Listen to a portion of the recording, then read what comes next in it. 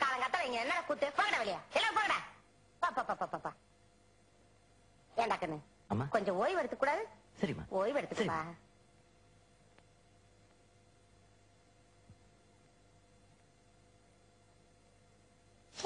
ஒரு பீடி கொடு. ஏய் சின்ன பசங்க பீடி குடிக்கூடாடா. அண்ணா நான் உன்னை விட 10 வயசு பெரியவன் தெரியுமா? ஒழுங்கா பீடி கொடு. இல்லன்னா விடுவேன். இந்தாங்க அண்ணா இந்தாங்க. Very good.